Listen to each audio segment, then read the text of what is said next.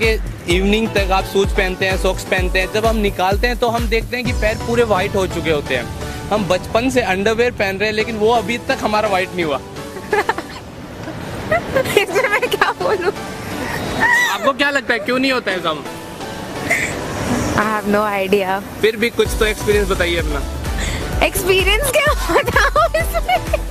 नहीं तो पैर भी तो देखो एक बॉडी का पार्ट है, वो भी बॉडी का पार्ट है। जब पैर वाइट हो सकते हैं तो वो भी तो वाइट हो सकता है।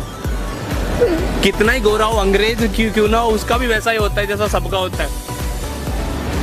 सोचने वाली बात है ये, क्यों वाइट नहीं होता? आप इतना जोर क्यों लगा रहे हो? अमित शाह थोड़ी हो आप, अपना आंसर बताइए ना।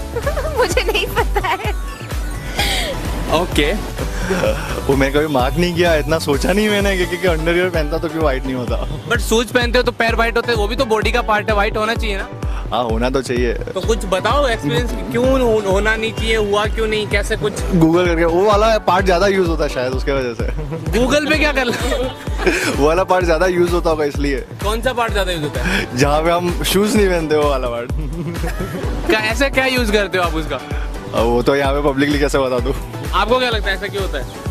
मुझे कुछ आइडिया नहीं है, बट कुछ तो होगा, सर्च करना पड़ेगा अभी इस तो कोई क्रीम व्रीम बता दो जिससे हो जाए। मैं ऐसी क्रीम यूज नहीं करती। काम नहीं करेगा। आपने ट्राई किया हुआ है? नहीं किया। तो आपको कैसे कह सकते हो काम नहीं करेगा?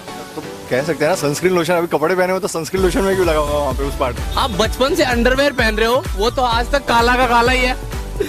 एक कंफ्यूजन डिलेमा है एक बहुत बड़ा सा, ताकि हम लोग एक रिसर्च पेपर इस पे डालना पड़ेगा। पता नहीं अभी तक क्या है इसके पीछे, ये मतलब व्हाट टू टेल समबडी, मतलब पता नहीं क्या है ये चीज़, अभी तक नहीं क्लियर हुआ।